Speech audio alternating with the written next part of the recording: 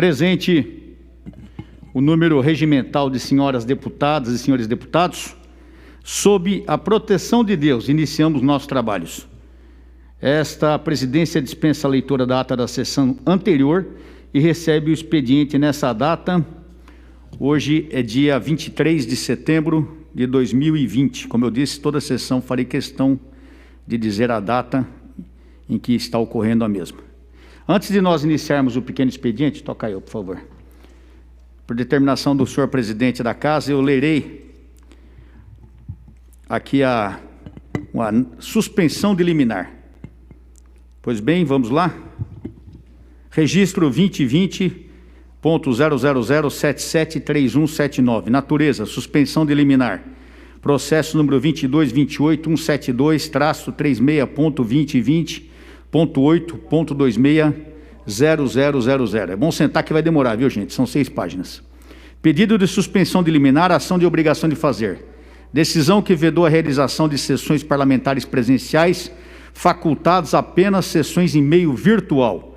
Ordem judicial dirigida à Assembleia Legislativa do Estado de São Paulo para que exerça controle de acesso em suas dependências com medição de temperatura, imposição de uso de máscara de proteção e álcool gel, descumprimento sujeito a multa diária de R$100 mil, grave lesão à autonomia e à ordem administrativa do Poder Legislativo, manifesto interesse público no funcionamento regular da Assembleia Legislativa. Pedido deferido.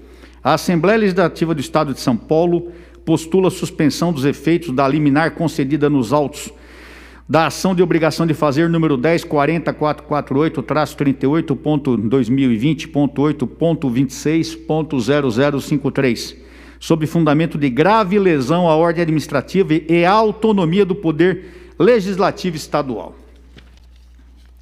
Consta dos autos que, a pedido da deputada ofendida, com a conduta de parlamentares que supostamente não usavam máscaras faciais durante a sessão plenária, dada a suposta falta da fiscalização a cargo da administração da Assembleia e para colocar sob uma eficaz proteção à esfera jurídica e à saúde da autora, o juízo vedou à Assembleia Legislativa de São Paulo que a Assembleia Legislativa de São Paulo venha a realizar sessões parlamentares de qualquer natureza com presença física dos deputados, autorizando-se, pois, apenas que essas mesmas sessões realizem-se por meio virtual.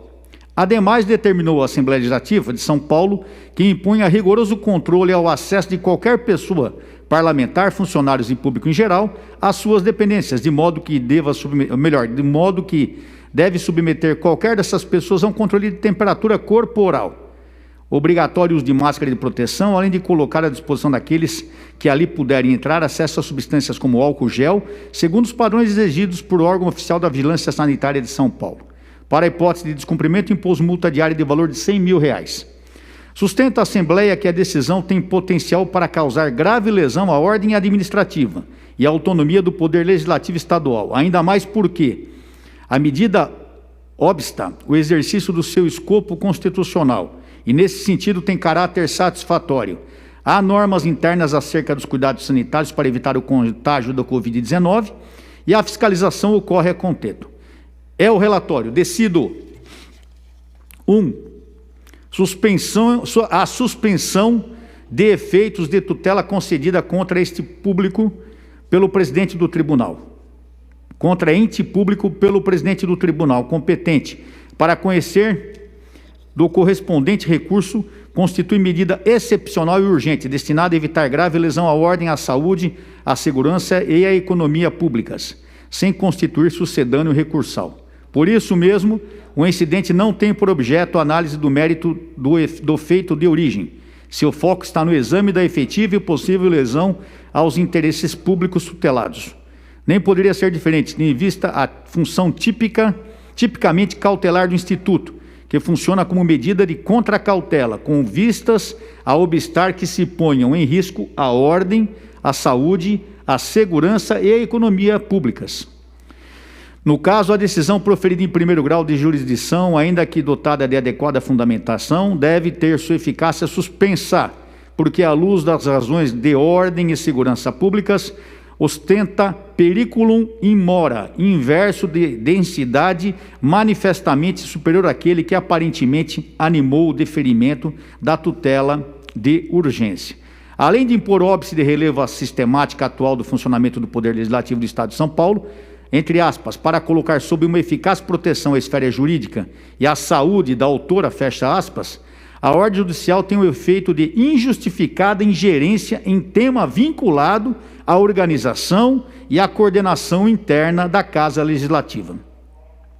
Salvo pelo relato da deputada Mônica Cristina Seixas Bonfim, inexistem sinais indicativos de que tenha se omitido o presidente da Assembleia Legislativa em regrar o funcionamento da Casa em tempos de pandemia e de fiscalizar, dentro da adequada razoabilidade, o cumprimento das normas de proteção sanitária preventivas à contaminação pelo coronavírus. A suspensão da eficácia da ordem de primeiro grau encontra plena justificativa no manifesto interesse público de que seja mantido o funcionamento regular da Assembleia Legislativa do Estado de São Paulo, de sorte a evitar grave lesão à ordem ante o impedimento da execução dos trabalhos legislativos, segundo o regramento interno e as medidas de segurança à saúde e à vida estipuladas por sua alta administração. 2. De todo oportuno considerar que, em momento de enfrentamento de crise sanitária mundial, especialmente na delicada fase de flexibilização de isolamento e de abertura para atividades presenciais, é de rigor privilegiar o conhecimento técnico e a visão própria das necessidades e características de funcionamento de cada órgão público e de cada poder de Estado. Nesse sentido, ninguém mais do que o próprio Poder Legislativo, por seus órgãos diretivos e de administração, tem as melhores condições e mais acurados critérios para deliberar acerca do tema em análise, no sentido de organizar seu funcionamento, controlar e fiscalizar o cumprimento de regras voltadas à proteção de seus membros, de seus servidores e do público em geral. Por isso, decisão judicial não tem o condão de substituir o critério de conveniência e oportunidade da administração interna do Poder Legislativo, porque o Poder Judiciário não dispõe de elementos técnicos suficientes para a tomada de decisões equilibradas e adequada aos parâmetros de funcionamento interno da Casa de Leis. A forma de realização das sessões plenárias, 3. A forma de realização das sessões plenárias e do desenvolvimento das demais atividades legislativas, em regra, está afastada da análise pelo Poder Judiciário, porque constitui o próprio mérito dos atos administrativos da direção da Assembleia, e nessa qualidade não podem ser alvo de ingerência judicial. Por conseguinte, a decisão questionada cria risco potencial à ordem administrativa interna da Assembleia, na medida em que dificulta ou impede o normal funcionamento do Poder Legislativo do Estado de São Paulo. Sem sinais concretos de que esteja em risco a saúde do público e dos deputados estaduais, o interesse individual de um dos membros do Parlamento não pode, aliás, eu vou repetir isso aqui, o interesse individual de um dos membros do Parlamento não pode se sobrepor ao interesse público ligado ao pleno funcionamento do Poder Legislativo. 4. O Poder Judiciário pode e deve, respeitados os parâmetros constitucionais, atuar quando chamado pela pessoa legitimada, inclusive em situações de urgência atinentes à atual crise. Ocorre que, em tal contexto, a atuação deve ocorrer se e quando estiver configurado um panorama de omissão apta à materialização de prejuízos. No caso, ao menos por hora, ainda existem sinais indicativos de omissão que possa ser imputado aos órgãos administrativos da Assembleia Legislativa do Estado de São Paulo. Pelos fundamentos expostos, defiro o pedido e suspendo a eficácia da decisão liminar proferida pelo juiz da Terceira Vara de Juizado Especial da Fazenda Pública da Comarca da Capital do Estado de São Paulo. Cientifiquem-se a juízo a e o presidente da Assembleia Legislativa do Estado de São Paulo. São Paulo, 23 de setembro de 2020, data de hoje, assina o presidente do Tribunal de Justiça, o senhor Geraldo Francisco Pinheiro Franco. Portanto, está lida aqui a suspensão de liminar. Eu queria aqui que a Câmara fizesse uma tomada geral aqui da frente, por favor, para mostrar o distanciamento que fica a tribuna aqui da Assembleia. Queria lembrar aqui, sou testemunha disso, que o presidente da casa está tomando e sempre tomou todas, bem como a sua equipe técnica, sempre tomou todas as medidas necessárias desde o início da pandemia para que fosse assegurada a saúde dos deputados, dos funcionários, aqueles que frequentam essa casa. Então, o álcool gel, máscara, isolamento, tudo que pôde ser feito foi feito. Aqui nessa casa, os deputados, quando se encontram nessa casa, eles sim permanecem de máscara. Alguns na tribuna retiram a máscara porque estão isolados dos demais, o que fica bem claro aqui que não há o contato físico. E também a gente vê em todas as situações que são mostradas na TV, não só na Rede Alesp, porque a pessoa que está se apresentando ao público, normalmente ela faz sem máscara, até para que o público veja o rosto dessa pessoa. E nós, deputados, que já somos pessoas, infelizmente, que não têm muito o carinho ou até a simpatia da maior parte da população, quando nós falamos com eles mascarados, aumenta mais ainda a nossa máscara. Então, eu acho interessante, sim, que quando alguns deputados fazem uso da tribuna, naquele momento da sua fala, eles retirem a máscara, até para que a pessoa veja com quem está falando. Agora, isso não muda em nada a situação, a situação de perigo, a situação de risco às pessoas que estão aqui dentro. Porque o presidente tem mantido, sim, as regras de segurança. Aliás, até colocou detector de metais, a Polícia Militar tem agido não só nessa parte, mas inclusive, agora, antes era uma segurança particular que fazia, agora é a segurança da Polícia Militar que faz a tomada de temperatura. Então, eu quero aqui parabenizar o senhor presidente da casa e parabenizar o juiz que fez aqui a suspensão dessa liminar, porque é um absurdo impedir que os deputados venham nessa casa se manifestar, porque para isso que nós somos eleitos.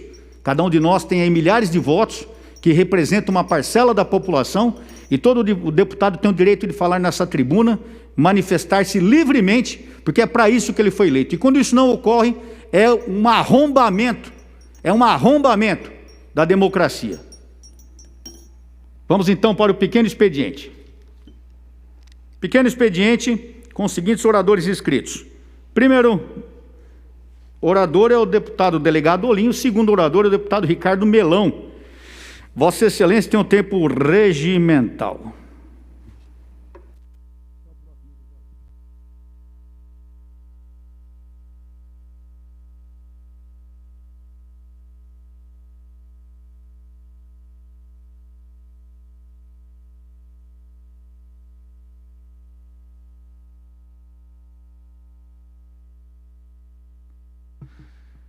Senhor presidente, senhores deputados, senhores funcionários da casa, grande Sérgio aí, Cabo Sérgio, sempre aí de prontidão, né? Bom, gente, hoje eu gostaria, feliz aqui com o retorno das nossas atividades presenciais à casa, destacar que isso tem sido feito com total segurança. Como vocês podem ver, tem um álcool em gel, inclusive aqui, em cima da tribuna. Eu, por prevenção, busco falar de máscara, entendo as considerações feitas pelo deputado Coronel Telhada sobre, lógico, o não uso da máscara é melhor, ela incomoda, ela esconde parte da nossa face, mas, como estamos diante de uma situação difícil, de pandemia, até por prevenção, né, por excesso, até de zelo, eu mantenho a máscara, mas entendo que todo o trabalho está sendo feito aqui com total zelo e segurança, portanto, foi uma decisão, na minha opinião, acertada da Justiça de retomar os trabalhos, né, após o recurso, logicamente, de retomar os trabalhos aqui presenciais, logicamente, seguindo todos os protocolos de segurança, até porque o Estado de São Paulo, diversas atividades estão funcionando normalmente, diversas pessoas estão trabalhando normalmente. Não faz sentido o deputado não querer, né, trabalhar, ou ele, né, diante de toda a população que volta a trabalhar, clama por esse retorno ao trabalho, ter o seu representante no Legislativo trabalhando em casa. Nós estamos todos juntos, estamos enfrentando essa pandemia juntos, estamos juntos também na hora de trabalhar e retomar as nossas atividades. E falando em paralisações, senhores deputados, eu comecei aqui, essa semana, a dar destaque e luz nos meus discursos, quando uso essa tribuna, nas obras atrasadas e paralisadas do Estado de São Paulo. É um número chocante. Se nós formos ver o que já foi gasto Eu não estou falando nem dos valores totais dos contratos das obras atrasadas ou paralisadas. Mas só se considerar as obras paralisadas, já foram gastos de obras que estão completamente paradas e não foram entregues. Cerca de 8 bilhões de reais. E aí, eu comecei falando essa semana sobre o setor da saúde, citei aqui algumas obras paradas e atrasadas no setor da saúde, que ocorrem não só no governo do Estado, como também em diversas prefeituras. Então, falo de um problema que é do poder público em geral, e também, lógico, de contratos mal feitos, falta de planejamento, projetos muito mal feitos que depois são inexequíveis, de próprias empresas que assumem condições em licitações e depois não têm condições de entregar o produto, né? Licitações extremamente mal organizadas, mal feitas. E, retomando aqui as áreas prioritárias, já falei de saúde, a que eu considero talvez a mais prioritária quando falamos do poder público, agora vou falar da educação. Vou trazer alguns números aqui que eu quero dar destaque, porque não podemos deixar de mencionar e de dar luz, jogar luz para esse tema, né? Só na esfera estadual, quando falamos do governo estadual, e aqui eu quero dar destaque para as obras paralisadas. Detalhe, não estou falando das atrasadas, estou falando só daquelas que estão completamente paralisadas. Nós temos 24 na esfera estadual e nós temos 119 nos municípios, somando um total no estado inteiro de São Paulo de 159 obras completamente paralisadas na área da educação. Sabe qual é o valor somado de todas essas obras paralisadas, se nós formos considerar? Tem aí desde construções de novas escolas, você tem reformas, ampliações, você tem uma série delas, né? Tem para todos os gostos e todos os estilos. Mas se formos considerar o valor total, já gasto, deputado Gil Diniz, já gasto, tá? Que foi desperdiçado, porque está parada e nem retomaram ainda. São 318 milhões de reais jogados na lata do lixo, indo para o ralo. Fora o que se vai gastar mais, porque para retomar essas obras, temos estruturas que se deterioram, tenho feito fiscalizações pessoalmente, estruturas de ferro, não sou engenheiro especialista para entender, mas é muito fácil visualizar e ver que está enferrujado, vai ter que trocar, ou seja, mais gasto. Uma obra parada gera um novo gasto, gera um gasto social, afinal, nas regiões onde elas se encontram, há deterioração. Muitas são alvos, inclusive, objetos de uso de droga, de criminalidade, enfim. Então, para finalizar o meu discurso, eu queria apenas destacar que com esses 318 milhões de reais já gastos, sabe o que daria para fazer com isso? Deputado Castelo Branco, deputado Coronel Telhada, deputado Jorge do Carmo, você conseguiria por um ano, considerando aí o valor médio da mensalidade escolar em escolas privadas do estado de São Paulo, do censo de 2019, que é de R$ 800,46, você conseguiria matricular, dar um vale educação para 33 mil crianças durante um ano numa escola particular, com esse dinheiro que foi jogado na lata do lixo, e vão colocar muito mais dinheiro para retomar isso. Então, quero deixar aqui meu protesto e amanhã continuarei com um novo setor, destacando aqui a incompetência do poder público e outros problemas relacionados a esse descaso com o pagador de impostos, que são as obras paralisadas. Muito obrigado, presidente. Muito obrigado, deputado Ricardo Melão, efusivamente aplaudido pelo deputado Castelo Branco. Deputado Maurici, deputado Jorge, doutor Jorge do Carmo, doutor Jorge Lula do Carmo. Vossa Excelência tem o tempo regimental.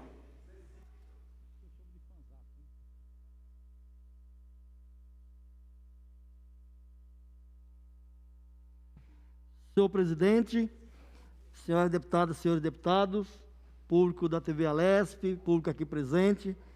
Senhor presidente, eu gostaria de falar hoje aqui sobre uma situação bastante alarmante, né, no nosso estado. Nesse último dia 22 de setembro, foi o dia do Rio Tietê. Rio Tietê, que é um patrimônio da natureza do nosso estado, nasce lá na região de Salesópolis, na região do Alto Tietê, e percorre todo o nosso estado, vai até o Rio Paraná, cerca de 1.100 quilômetros em todo o estado. Mas, senhor presidente, eu que atuo muito na região do Alto Tietê, conheço de perto ali a situação do nosso rio e a forma como ele está sendo agonizante a situação do rio Tietê naquela região. E a natureza é maravilhosa, né? Tem uma parte do rio que a água é quase potável, não é potável, mas tem ótimas condições.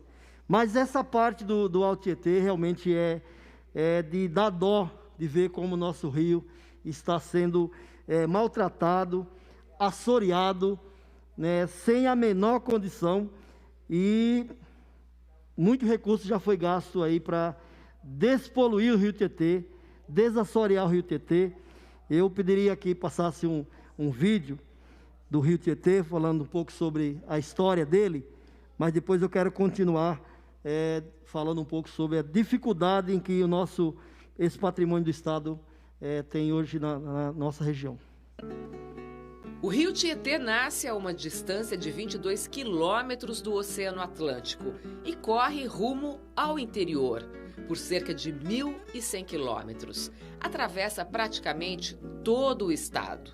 Nesse caminho, ele é usado para todas as atividades praticamente humanas: indústria, captar água, agricultura, navegação, abastecimento público e por aí vai. O relatório deste ano pode revelar se a pandemia ajudou a mudar a qualidade da água do rio Tietê. Com o isolamento social, muitas pessoas deixaram de ir a pontos turísticos, o que pode ter diminuído a poluição em alguns trechos. Mas, por outro lado, o aumento no consumo de produtos de limpeza para proteção contra o coronavírus pode ter causado um impacto negativo. No teste dá para ver também o nível de fosfato. A cor azul indica que tem mais produto na água do que o permitido. O fosfato está presente no sabão e no detergente. Embora tenha presença de vida aquática e bastante oxigênio, a concentração de poluentes, principalmente provenientes da ausência de tratamento de esgoto, de detergentes e saponáceos, derrubou os indicadores para baixo. No ano passado, a mancha de poluição chegou a 163 quilômetros, o que representa quase 30% do rio. Já são 480 toneladas diárias de poluentes industriais e residenciais. Por isso, a agonia do Tietê é uma das cenas mais dramáticas à vista de todos que passam pelas vias marginais da Grande São Paulo. É uma soma de esgoto residencial com descarga de produtos químicos industriais perigosos. Mas como a natureza opera milagres, quando o Tietê chega ao oeste do estado, o rio renasce. Há vida, há peixes, embora a água já não seja potável. Mesmo maltratado, o Tietê é importante economicamente para São Paulo.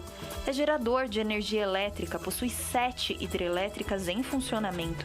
E tem ainda a hidrovia que transporta a cana e soja produzidas no centro-oeste do país para exportação.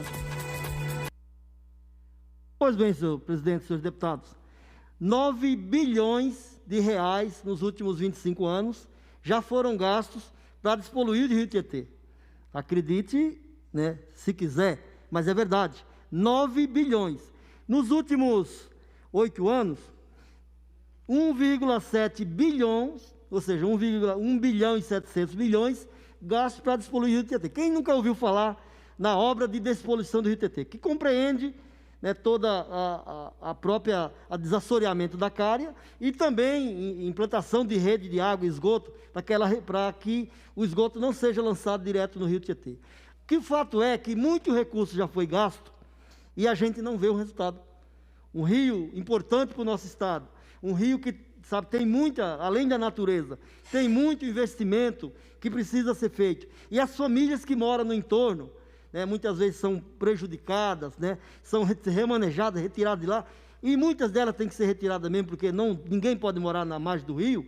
A gente vê que mesmo com muito investimento, senhor presidente, com muito investimento, muito dinheiro público, os governos do PSDB não conseguiram resolver esse problema, há 25 anos, desde 1992 até os dias de hoje. É lamentável, né? Infelizmente, o que está sendo feito com esse recurso, eu não sei, mas eu preciso que a gente não se furte a querer saber para onde foi tanto recurso gasto com dinheiro público e o Rio Tietê agonizando como está. Muito obrigado, senhor presidente. Muito obrigado, senhor presidente. Ô, senhor, olha só, já promovido o senhor a presidente, hein? Quem sabe é uma... Obrigado, querido deputado Jorge do Carmo. Próximo deputado, o deputado Jorge Wilson, xerife do consumidor, deputado Douglas Garcia, deputado Major Meca, deputado Itamar Borges, deputado Rodrigo Gambale, deputada Janaína Pascoal, deputado Castelo Branco, o senhor pode assumir, por favor? Melhor, eu faço uso da palavra depois, vamos deixar rolar. Não, assume para mim, por favor. Sim, o senhor comanda um pouco também a sessão aqui, por favor. Eu vou passar a presidência da sessão para o deputado Castelo Branco. Por favor, querido. Muito obrigado. Obrigado, senhor. Passamos a palavra, neste momento, ao deputado Coronel Telhada. Obrigado, senhor presidente, senhores deputados, assessores, funcionários, a todos que nos assistem pela Rede Alesp. Quero cumprimentar o Cabo Sérgio, em nome de quem cumprimento a nossa assessoria policial militar. Hoje, dia 23 de setembro, quero saudar aqui a cidade aniversariante, a cidade de Serra Negra, querida cidade de Serra Negra. Um abraço a todos os amigos e amigas dessa querida cidade. Também aqui lembrar algumas profissões que são comemoradas no dia de hoje. A primeira profissão, o dia do soldador, uma profissão muito importante da indústria aí, profissão difícil, cansativa. Um abraço a todos os amigos e amigas, né, que também trabalham nessa profissão de soldador. Hoje também, dia 23 de setembro, é o dia do técnico industrial. Um abraço a todos os amigos e amigas também. E também hoje, dia 23 de setembro, é comemorado o dia do técnico em edificações. Eu tenho um amigo, o José Roberto Biagio, que é meu amigo desde o tempo de Genso, do Grupo Escolar Nossa Senhora do Ó, formado em técnico de edificações. Um abraço a todos que trabalham nessa profissão também. Infelizmente, eu queria aqui narrar aos senhores o falecimento de um policial penal, um funcionário da Secretaria de Administração Penitenciária, que faleceu na segunda-feira, dia 21, vítima do Covid. Ele era diretor do Sindicato dos Funcionários do Sistema Prisional, Reinaldo Duarte Soriano. Estava já há 31 anos trabalhando no sistema penitenciário, tinha 50 anos de idade, era casado, pai de família, natural da cidade paulista de Promissão. Ele estava internado desde o dia 10 de setembro, uma pessoa muito querida no sistema penitenciário. Para vocês terem uma ideia, ele é o 31º servidor penitenciário que morre devido ao contágio pelo corona. Eu não tenho esse dado concreto, mas a última vez que eu tinha visualizado, conversando com o secretário de Administração Penitenciária, haviam morrido mais policiais penais do que presos de Covid. O interessante é que a justiça solta o bandido na rua, para que ele não gozado, né? O povo tem que se isolar, o bandido vai para a rua para não pegar Covid. Eu não entendo essa lógica, mas a realidade é que esse ano já morreram 31 trabalhadores, homens e mulheres do sistema policiais penais que trabalham no sistema penitenciário. Então, um abraço a todos os amigos e amigas do sistema da Secretaria de Administração Penitenciária, policiais penais, pelo falecimento do Reinaldo Duarte Soriano. Nossos sentimentos. Antes de ontem, eu estive aqui nessa tribuna e falei da hipocrisia de parte da imprensa brasileira, que teima em falar na letalidade policial, mas não fala da morte de policiais. A cidade é uma cidade violenta, o Estado é um Estado violento, mas a hipócrita Folha de São Paulo teima em dizer que a polícia é violenta. E aqui um exemplo, infelizmente mais um exemplo, de um menino, de um jovem soldado da Polícia Militar, o soldado Josimar da Silva Concessor. O soldado Concessor pertencia ao 39 Batalhão, estava trabalhando terça-feira ontem na viatura de policiamento, quando se deparou com um criminoso, passou a perseguir esse criminoso adentrou a favela do Zorrilho, o policial, no afã de querer cumprir a sua missão, de prender aquele criminoso, adentrou atrás e foi morto, covardemente morto por criminosos, ou pelo próprio criminoso que se encontrava aguardando a presença do policial. Ele chegou a ser socorrido, mas faleceu. O soldado Concessor tinha 33 anos de idade, mais novo do que meu filho, era casado, pai de 2 filhas, estava na Polícia Militar há 4 anos e 10 meses. Cadê o ouvidor, aquele que foi ouvidor, aquele que se acha que conhece polícia, que só fala besteira para mim? O Benedito Mariano. Cadê o Benedito Mariano para vir defender agora esse soldado e falar que o bandido não presta? Isso ele não faz. Ele vem falar que a polícia não presta. Quem vale para ele é bandido. Quem tem que morrer para ele é polícia, não é bandido. E eu não. Eu deixo bem claro aqui que eu estou sempre do lado do policial. Aconteça o que acontecer. Quem tem que morrer na ocorrência de tiroteio é o bandido, nunca o policial, nunca o pai de família. Doa a quem doer. Meus sentimentos aos colegas do 39 Batalhão. Se eu não me engano, o criminoso que baleou o Concessor foi morto ontem, foi isso? Pelo pessoal do 4º BAEP. Graças a Deus foi para o inferno. Espero que arda eternamente no inferno esse maldito que matou o soldado Concessor.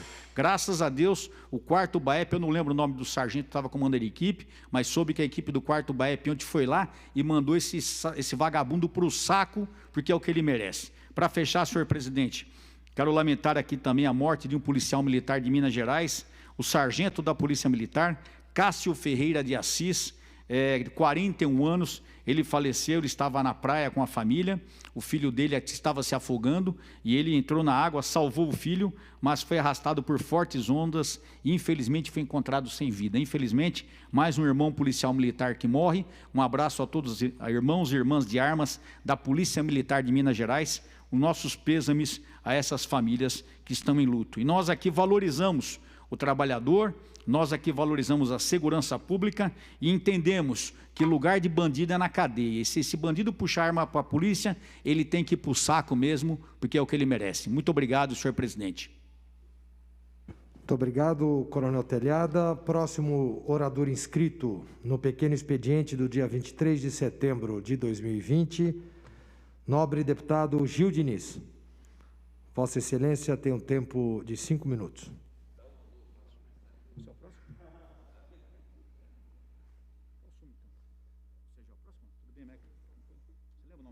Sargento Pedroso. Eu falei dali, mas você não ouviu. Não dá para ver que essa porra não é porra. Ele era lá da rota.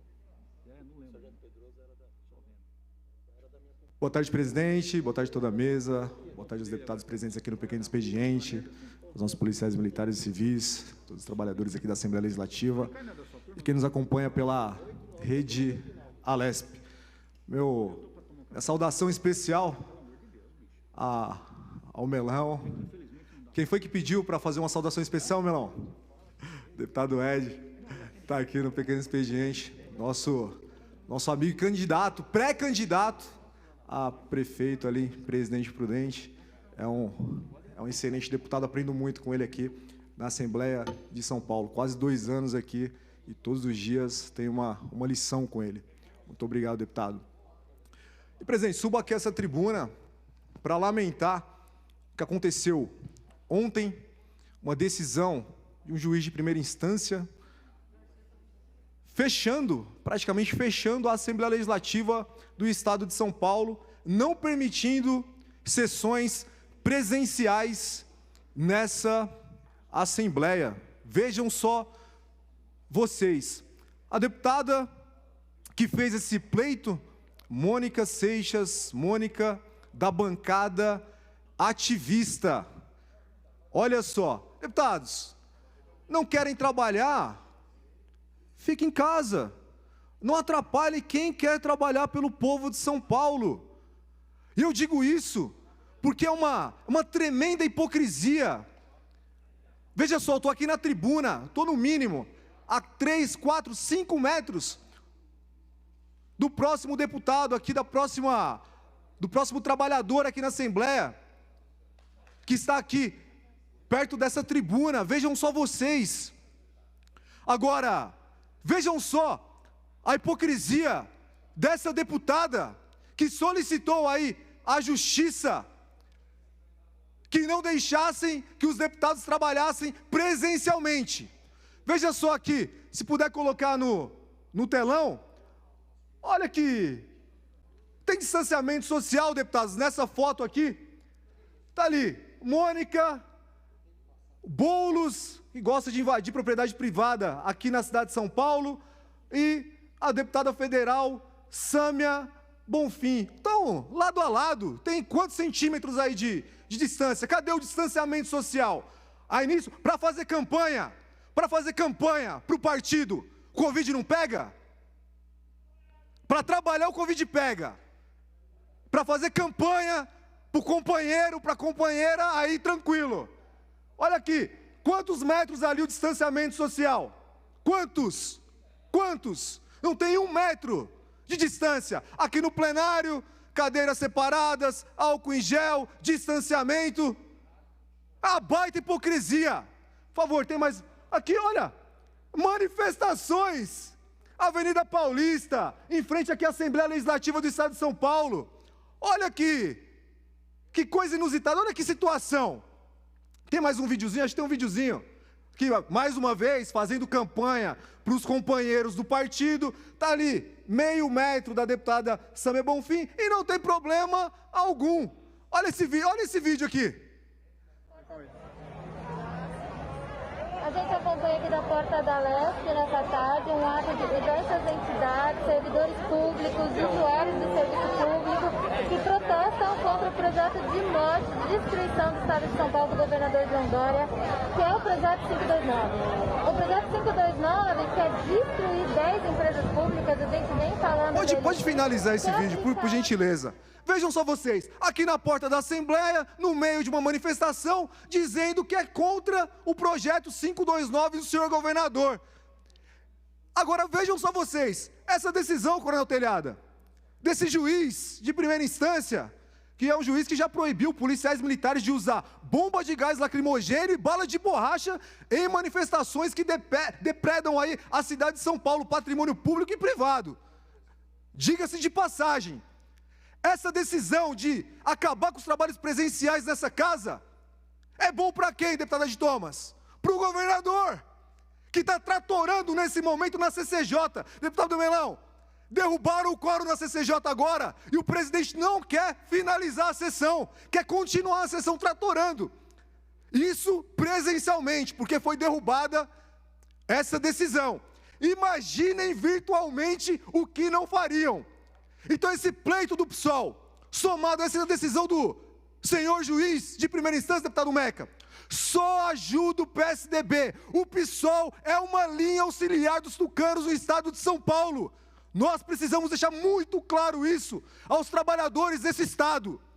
Cobrem essa deputada de maneira irresponsável, finalizando aqui os trabalhos presenciais nessa casa, ajudando sim o governador do estado de São Paulo a tratorar e aprovar o projeto 529. Então desconfie dessas pessoas aqui, que lá fora estão fazendo campanha para os seus companheiros, não tem distanciamento coisa nenhuma, está com uma máscara de pano que não protege absolutamente nada, mas não querem vir trabalhar presencialmente aqui nessa Assembleia.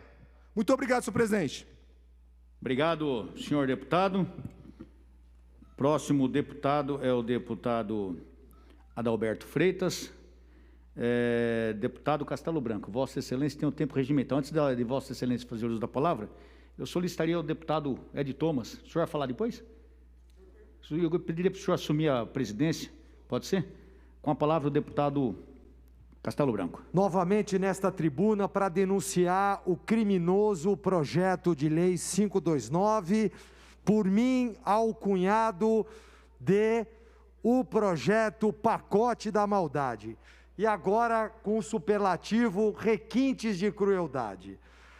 Meu querido pai, que há pouco deixou a face da terra, me fazia perguntas quando criança. Se você quiser saber como é um político, meu filho, veja 4 coisas. A primeira, se ele diminui impostos. A segunda, se ele ajuda na educação. Terceiro, o que ele faz pela saúde e, por fim, ele reduz o custo de vida na população.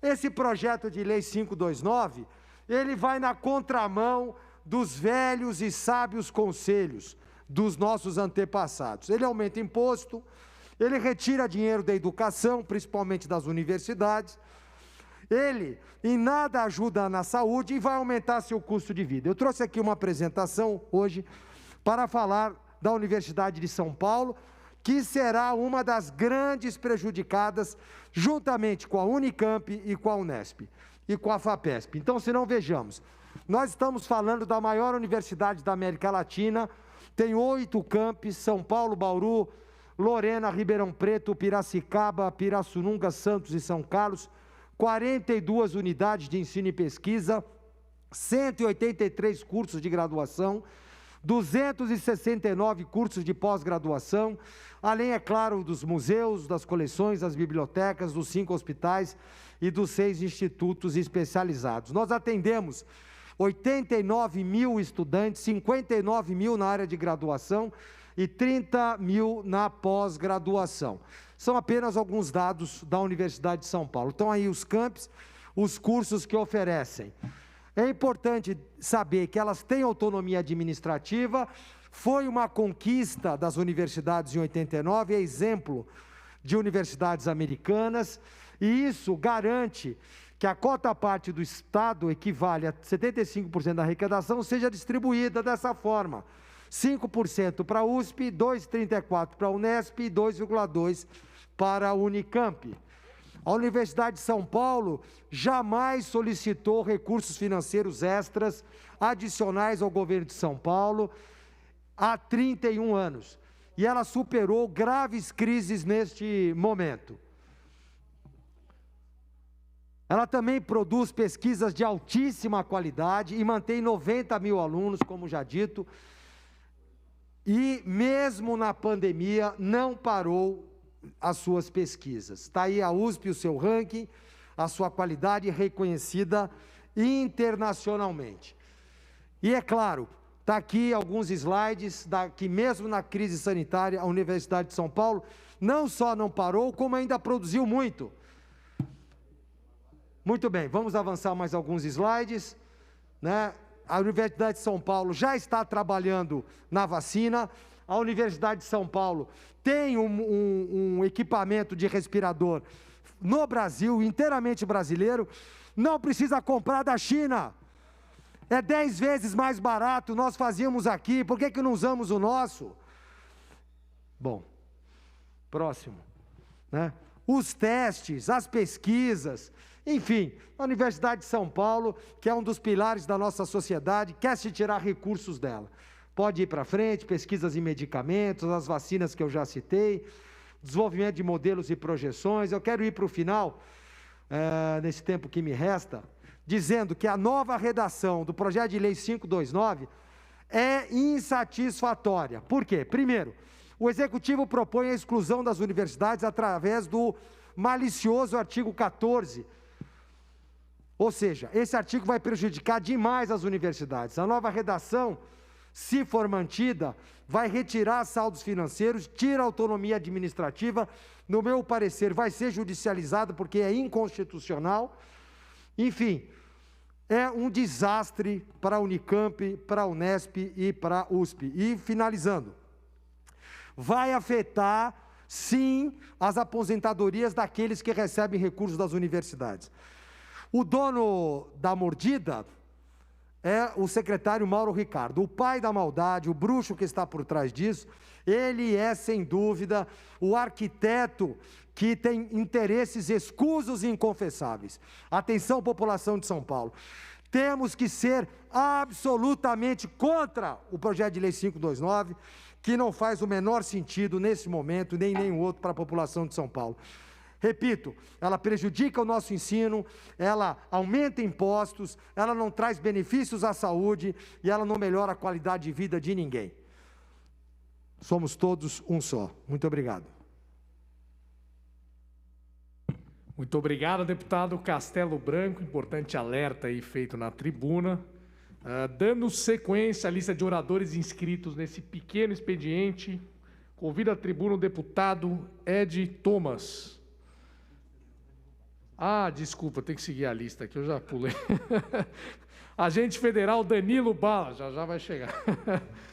Deputado Mauro Bragato, deputada Carla Morando, deputado Coronel Nishikawa, deputado Carlos César, deputada Letícia Guiar, deputado Edmir Chedi, deputado Caio França, deputado Sérgio Victor, deputado Carlos Janazzi, deputada Edna Macedo, deputado Luiz Fernando Lula da Silva, agora sim, deputado Ed Thomas. Não, jamais. Vossa Excelência tem um tempo regimental de 5 minutos. Senhor presidente, deputados, deputadas, público que nos assiste no nosso estado de São Paulo. Uso esse espaço nesse instante com muito, mas muito orgulho. Preciso fazer uma saudação grandiosa. Quando se diz, vai plantar batata, eu digo, é na região de Presidente Prudente. O melhor solo para isso. Região grande produtora do Brasil de batata doce. É um orgulho muito, mas muito grande, porque a gente sabe da luta daqueles que empreendem através da terra. Na pessoa do Nelson Monteiro, da sua filha Tamires, dos seus funcionários, na pessoa do Luiz, que é o presidente da associação, de todos os produtores, daquele que planta um pouquinho e daquele que planta muitão, todos juntos. O Nelson conseguiu, e é o 4º selo no nosso país, um selo muito, mas muito especial, um selo para exportação. E para se conseguir esse selo, são várias etapas que se tem que cumprir, que se tem que seguir, que tem que se adequar. O selo Global GAP, ou Global GAP, dá a esse produtor de batata, o Nelson com a sua família, que vai se estender, logicamente, com a credibilidade para outros, a exportação. Um selo internacional de qualidade. O que significa tudo isso? Para a nossa região significa muito. É lógico que nós temos o melhor shoyu, é lógico que nós temos a melhor semente, é lógico que nós temos toda a tecnologia em sonorização através das nossas empresas, é lógico que nós temos a melhor carne, é lógico que nós temos o melhor álcool, mas é para elevar a capital do Oeste Paulista. Ela é capital regional, uma das capitais mais distantes, mas uma daquelas que mais produz. Então, a todos aqueles produtores de batata, na pessoa do Nelson, da Tamires, fica aqui o reconhecimento no microfone da Assembleia Legislativa do Estado de São Paulo. Nosso muito obrigado. Vocês são orgulho para todos nós. Nesse momento, eu uso também esse espaço aqui na Assembleia para minha manifestação contrária, desde o início, ao projeto 529. Que machuca, que destrói, que esfacela, que não provoca só um Estado menor, mas inferioriza o trabalhador público do Estado de São Paulo. As autarquias, as instituições, aqueles que prestam serviço tão grandioso no nosso ITESP, ferramenta grandiosa na produção da agricultura familiar de alimentos, da nossa SUSEM, e vivemos um momento de pandemia, do nosso CDHU, do Oncocentro.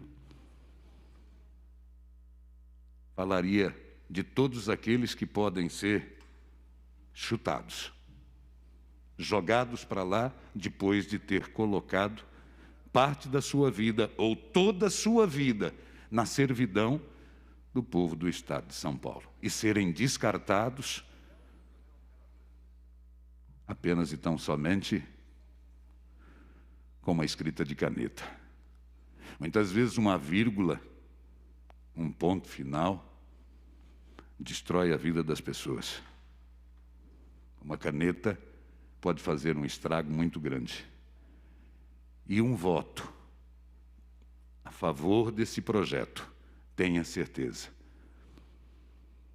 destrói a construção de parte, de grande parte, do Estado de São Paulo. Seja na educação, na saúde, seja na construção, seja na melhora do cidadão do Estado de São Paulo. Então, a minha posição, desde o início, se mantendo agora e até o fim, não ao 529. Muito obrigado, senhor presidente. Muito obrigado, nobre deputado Ed Thomas. Dando sequência aos oradores inscritos na lista suplementar, temos o delegado Olim, deputado Ricardo Madalena, deputado Carlos César, deputado Coronel Telhada, deputado Major Meca. Vossa Excelência tem um tempo regulamentar de 5 minutos.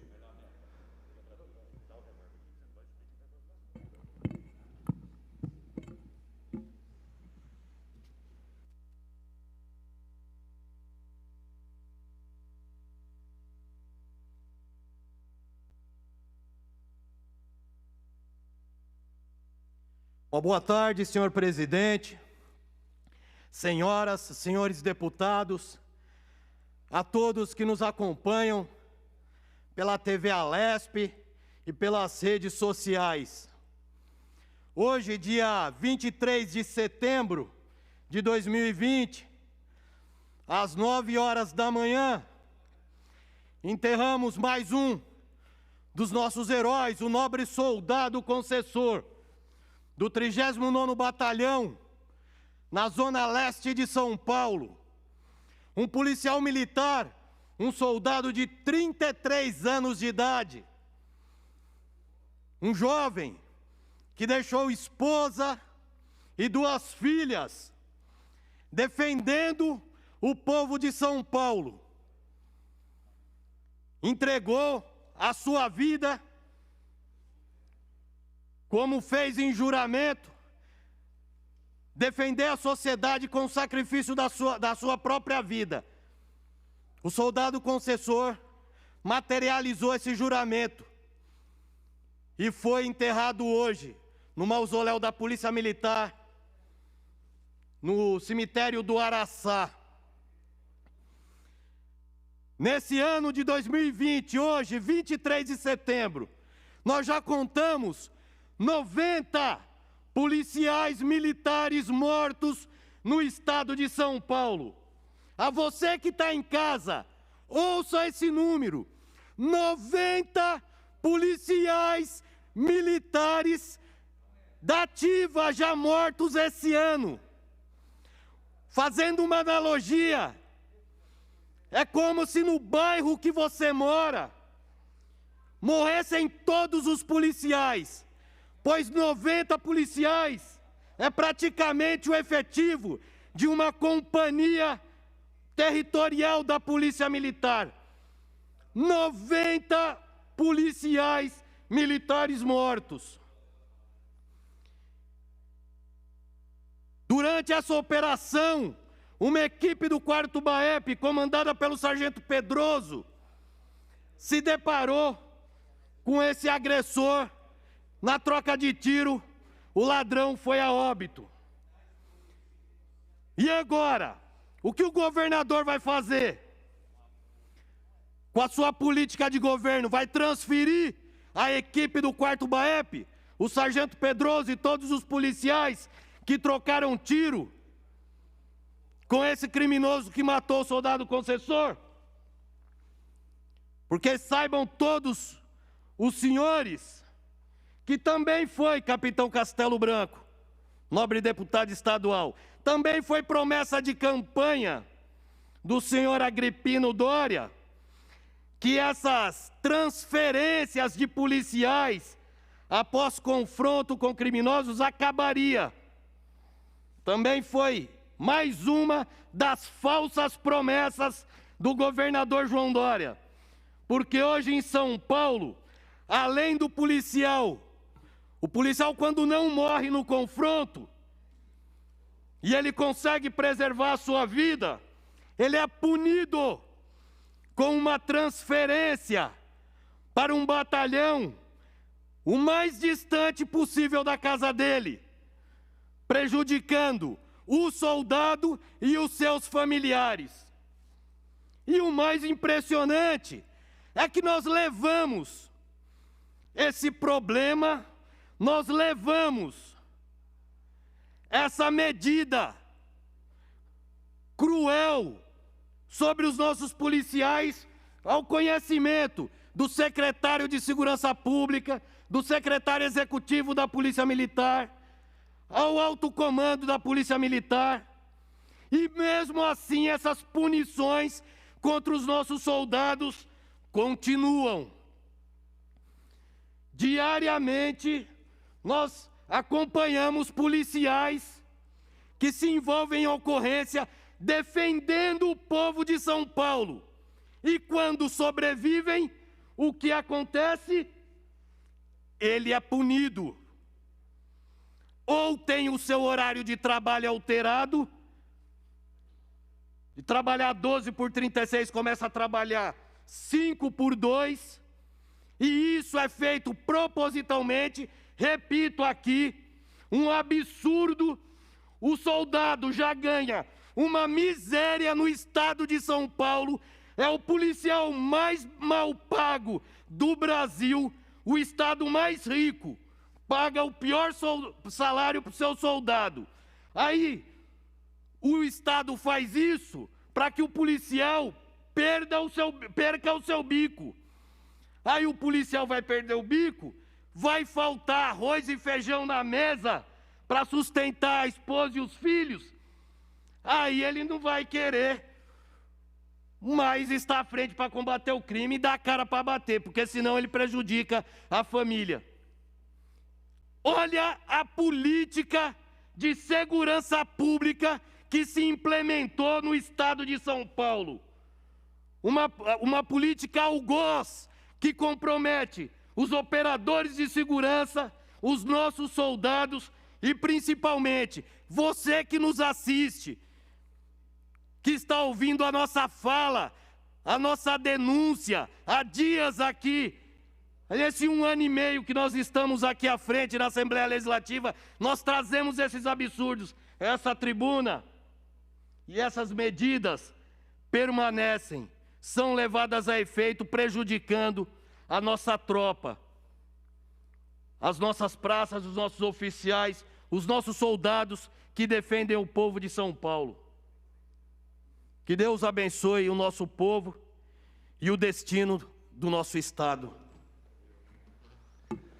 Nobre deputado Meca, declaramos nesse momento, por decurso de tempo, encerrado o pequeno expediente e declaramos aberto o grande expediente do dia 23 de setembro de 2020. Pela ordem, presidente. Gostaria de usar a palavra pelo artigo 82. É regimental, Vossa Excelência tem o tempo de 5 minutos.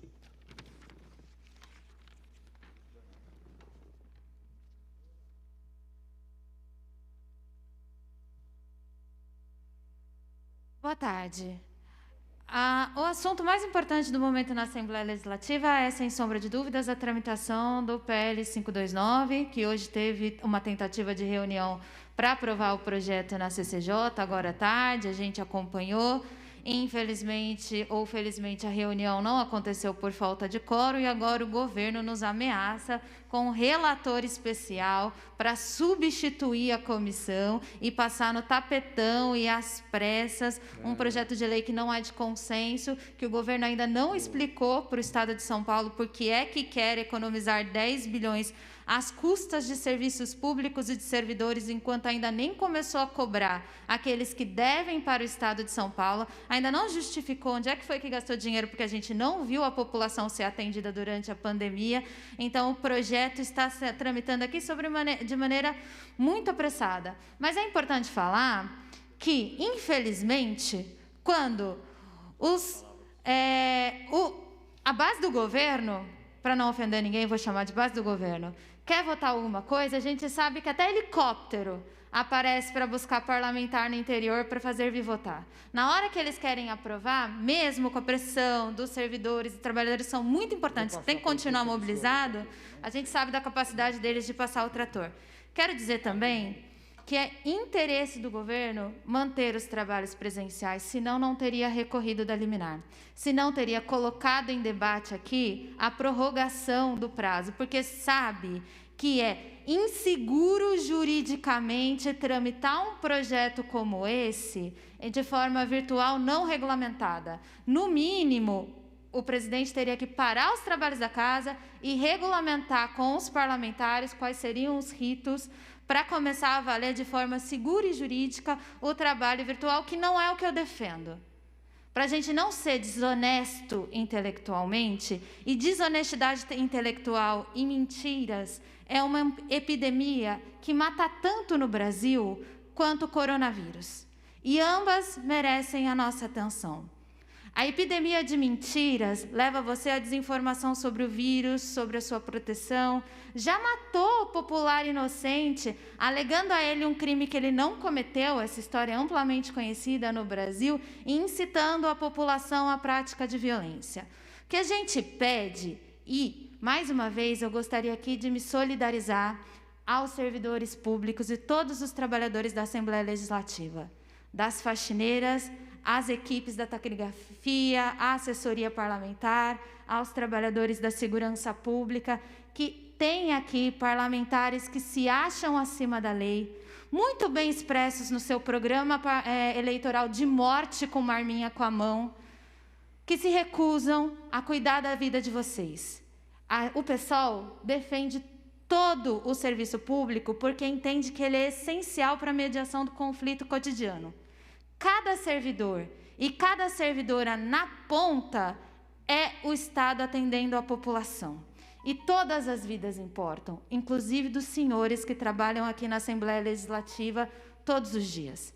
Sinto muito pelos senhores que a gente tenha que discutir isso em meio a uma pandemia, em que a gente deveria estar discutindo como é que as pessoas vão comer, como é que as pessoas vão acessar a saúde, como é que a gente vai recuperar a economia, como é que a gente vai distribuir a alimentação que está sendo queimada no cinturão de São Paulo, como é que a gente vai controlar as queimadas que hoje também atingem a Mata Atlântica e o Cerrado Paulista. Mas a gente está aqui, mais uma vez, perdido em debates polêmicos, feitos por quem não trabalha pela população. Esses senhores estão aqui todas as tardes, criando falsas notícias, criando terrorismo, inventando inimigos que não existem, em detrimento do trabalho necessário para salvar a vida da população. Fiscalização sobre o governo, projetos de lei relevante para a população, não existe. O que existe é um grande circo armado aqui para convencer você a se matar, quando a gente achava que eles não poderiam ser mais explicitamente assassinos. Porque a publicidade, pelo não uso de máscaras, é uma agenda da extrema-direita. E a população desarmada e não usando máscaras se mata. É uma agenda de morte que a gente está aqui combatendo em nome da boa informação. Em nome da boa informação também, eu quero dizer que atentam contra o trabalho virtual da casa, presencial da casa, se é que é esse mesmo.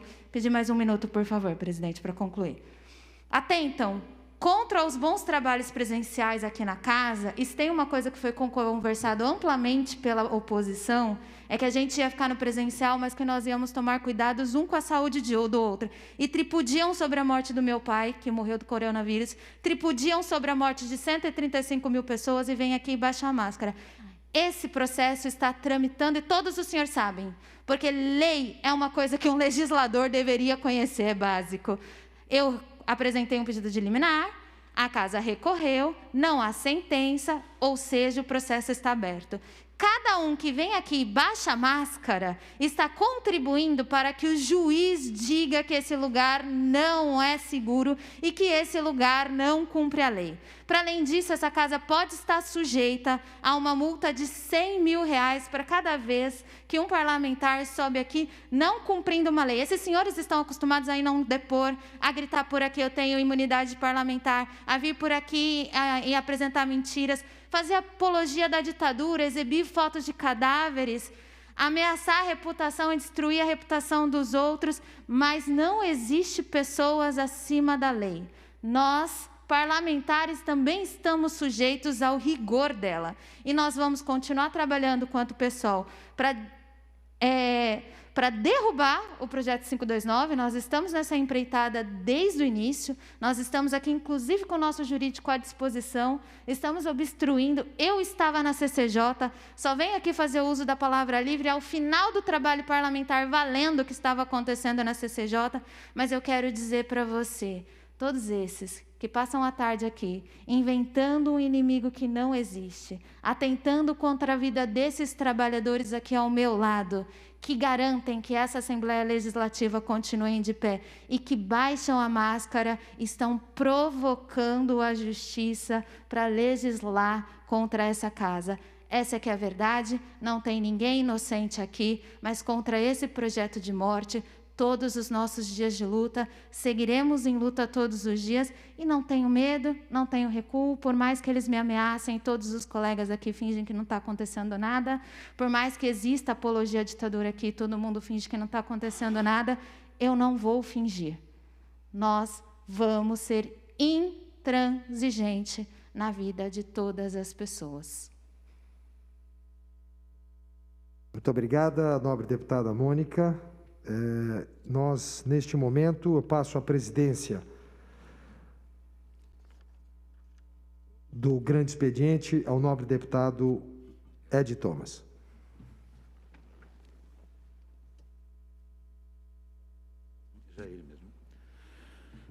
Na presidência do trabalho, oradores inscritos no grande expediente, com a palavra o digno deputado Castelo Branco na tribuna, por 10 minutos. Dando continuidade às explicações do projeto de lei 529, o pacote da maldade com requintes de crueldade, nós vamos agora falar da Universidade de Campinas, próxima vítima desse pacote, junto com a Universidade de São Paulo, com a Universidade do Estado, a Unesp e a FAPESP. Agradeço desde já ao nobre reitor Marcelo Knobel, que nos colocou sua equipe técnica à disposição para que montássemos esta apresentação. Então, aí estão os impactos negativos do projeto de lei 529. Eu vou pedir para passar rapidamente. A Universidade de Campinas fez um longo estudo técnico, contábil, administrativo sobre todas as suas colocações. Esse estudo vai estar à disposição no site Deputado Castelo Branco SP. Não é um estudo longo, são 10 páginas, mas merece ser lido. Eu vou aqui me ater ao resumo do trabalho. Então, ele faz uma introdução explicando a importância da universidade, a situação financeira positiva da universidade. Na sequência, ele demonstra com gráficos superavitários. Não obstante, ressalve-se que a Universidade de Campinas é que paga os seus aposentados e que os recursos, aspas, superavitários, são destinados e previamente carimbados, empenhados para o decurso do ano seguinte. Aqui alguns gráficos que demonstram as receitas do Tesouro do Estado e as despesas da universidade. Pode ir. Um outro estudo de receitas e despesas financeiras mensais. Na sequência, o gráfico de estimativa de comprometimento acumulado de receitas. E aí um conceito muito importante, que é uma das falácias, das mentiras do senhor Mauro Ricardo. A reserva não é superávit. Quando uma universidade tem uma reserva financeira, não significa que está sobrando dinheiro. Significa que esse dinheiro será usado para Neste caso, o superávit é usado, entre outros, para pesquisa, desenvolvimento e, principalmente, verbas carimbadas para o ano seguinte no custeio de hospitais. Pode ir? Aí um longo estudo que vocês vão ter acesso oportunamente. Pode ir? A Unicamp, que foi visitada recentemente por mim, um exemplo de universidade para esse país. Um orgulho para o estado de São Paulo, que graças a Deus e aos recursos que são destinados em uma excelente gestão que é feita, sobrevive bravamente e evolui a cada dia. Não podemos prejudicar a universidade por esse projeto de lei. Aposentadorias são pagas pelas universidades. Pouca gente sabe disso.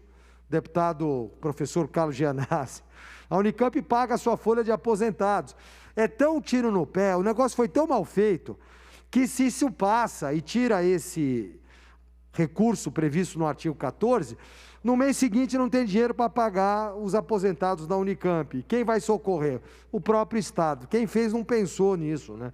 Ele só pensou em cobrir o buraco do Estado, que eles mesmos provocaram, criando o pacote da maldade. Eles criaram problemas, estão gastando indevidamente os recursos do Estado de São Paulo, agora eles têm um problema de caixa e eles querem compensar o caixa do Estado com um projeto de lei 529. Essa é a grande verdade, né? Houve má gestão, muito bem colocada pelo deputado Melão, com muita propriedade. Um dos inúmeros itens são obras que não foram terminadas, contratos mal feitos, ilícitos administrativos, indícios de enriquecimento ilícito, orçamentos mal feitos, enfim, superfaturamento, problemas diversos que ocorreram nas gestões passadas, na gestão atual, no Covid, ou seja, não há caixa que aguente. Aí o dinheiro acaba e ele quer completar o caixa com esse projeto de lei, né? Mais uma vez, quem vai pagar é você, população, pelo erro do governante. Então, aqui, por exemplo, nesse gráfico, você tem um número de aposentados, desde a fundação da Unicamp, e a prova de que essa população toda é sustentada por esse recurso. Dando continuidade, o estudo traz bastante detalhes sobre a gestão da Unicamp, participação dos dispêndios com pessoal aposentados na folha de pagamento, enfim, aqui nós temos um gráfico importante que é da insuficiência financeira e sua relação com a quarta parte do ICMS, que é outro problema que esse PL prevê, reservas que socorrem hospitais. A Unicamp tem um programa de saúde exemplar para o Brasil, hospitais referência, com certeza serão prejudicados. Um dos pilares da sociedade é a saúde. Esse dinheiro vai prejudicar diretamente a saúde se for retirado da Unicamp. Pode ir? Já tem, acho que um slide que é o resumo. Aqui também, participação percentual dos recursos na área de saúde. Pesquisas serão comprometidas, isso com certeza é um duro golpe. O Brasil, que demorou tantos anos para formar um corpo científico de relevância, vai ser prejudicado também pelo projeto de lei 529. Pode ir embora. Ensino e permanência estarão ameaçados, na mesma linha de raciocínio anterior. Está aí a justificativa e, enfim, está chegando no final. O orçamento anual de bolsas auxílio, pessoas que recebem bolsas de estudo na Unicamp também. É importante ressaltar que o retorno à sociedade é muito maior do que os recursos recebidos. Ou seja, traduzindo na linguagem do meu avô, o dinheiro é bem empregado, o dinheiro é justo, o dinheiro tem retorno quando é empregado nas universidades. Conclusão: a Unicamp é uma universidade ímpar e conta com uma complexa rede hospitalar e de saúde, de pesquisa, e caso esse projeto de lei seja implantado, vai causar um duríssimo golpe na Universidade de Campinas. Eu gostaria de resumir essa minha apresentação nos minutos que me faltam, da seguinte forma: 1. Impactos negativos do projeto de lei 529 para registro na rede de comunicação Alesp. O projeto de lei 529 sim causará prejuízo às universidades. As suas receitas serão comprometidas. Ele confunde o conceito de receita com superávit. São coisas diferentes. As aposentadorias são pagas pelas universidades e, consequentemente, esse corte previsto vai prejudicá-los. As reservas socorrem, ajudam e mantêm os hospitais. As pesquisas serão comprometidas. O ensino e a permanência estão ameaçados. O retorno à sociedade promovido pela Universidade de Campinas, pela Universidade de São Paulo, pela Unesp e pela FAPESP são imensamente maiores que os recursos recebidos. E, por fim, nós temos todas essas informações detalhadas no nosso site para que você consulte. Nós desejamos muita sorte aos reitores das universidades aqui elencadas. Estamos juntos nesse combate, ao lado de vocês, ajudando as universidades paulistas, ajudando o ensino brasileiro e recordando os velhos ensinamentos do meu querido pai. Se você quiser ver quem é um político, veja se ele faz 3 coisas. Se ele abaixa impostos, se ele ajuda a educação, o que ele faz pela saúde e, em suma, se ele reduz o custo de vida da população. Se ele não fizer nada disso, pode trocar, porque não serve para nada. Juntos somos mais fortes, somos todos um só. Obrigado. Usou a palavra o deputado Castelo Branco. Seguindo com o grande expediente, delegado Olim, deputado delegado Olim, deputado Sebastião Santos, deputado Ricardo Melão, deputado agente federal Danilo Balas, deputado doutora Jorge Lula do Carmo, deputado Frederico Dávila, deputada professora Bebel Lula, deputado Itamar Borges, deputado Major Meca, deputado Jorge Wilson, xerife do consumidor, deputado Caio França, deputada Carla Moranto, deputado Coronel Telhada, deputado Carlos Gianazzi. Já na tribuna, deputado professor Carlos Gianazzi, conta com 10 minutos no grande expediente e já reassume a presidência o digno deputado Castelo Branco. Senhor presidente, também deputado Ed Thomas, deputado Castelo Branco, telespectador da TV Assembleia. Senhor presidente, primeiro me associar ao que disse Vossa Excelência em relação à perversidade do PL 529. As perversidades que são tantas que a gente não consegue dar conta de apresentá-las num único pronunciamento de 10 minutos ou de 5 minutos. Né? Tanto é que nós estamos utilizando a tribuna em vários momentos para elencar, para apresentar as contradições perversas desse projeto que vai desmontar a prestação de serviços públicos no Estado de São Paulo, que é o PL 529, que o governo tenta aprovar de qualquer jeito. Eu estive agora na Comissão de Constituição e Justiça e nós fizemos ali um trabalho e derrubamos a sessão, obstruímos, mas o governo está jogando peso realmente para aprovar esse projeto. E ele está tão convicto de que o projeto será aprovado, tão ansioso pela sua aprovação, deputado Castelo Branco, que eu recebi aqui 2 documentos mostrando que, mesmo antes da aprovação, o projeto já começou o desmonte dos serviços públicos, ele já está preparando o desmonte. Eu tenho aqui 2 documentos e ele oficializa ainda através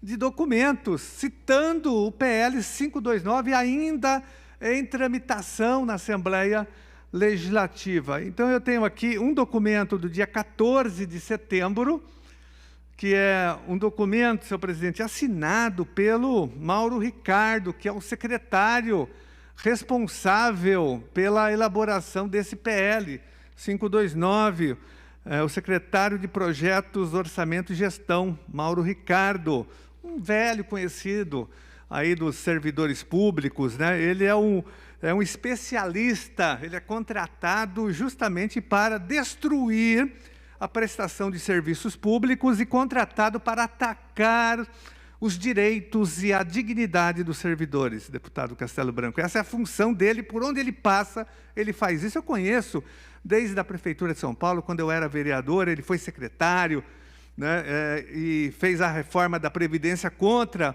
os servidores municipais, depois foi secretário aqui do Serra, também prestou um desserviço para os serviços públicos e para os servidores públicos. A gente tem o episódio da sua passagem por uma secretaria no Paraná, quando teve aquele massacre dos professores, quando ele fez a reforma da Previdência no Paraná, e houve um massacre. A polícia militar passou o rolo compressor e espancou professoras. Foi um escândalo, aquilo foi notícia internacional. Ele estava por detrás daquela reforma, então faz parte do currículo dele, né? Mas o documento, senhor presidente, assinado por ele, diz o seguinte: considerando a tramitação na Alesp aqui, do projeto 529, que estabelece medidas voltadas ao ajuste fiscal e ao equilíbrio das contas públicas e dá outras providências correlatas, aí, né, ele vai solicitar o quê? Né?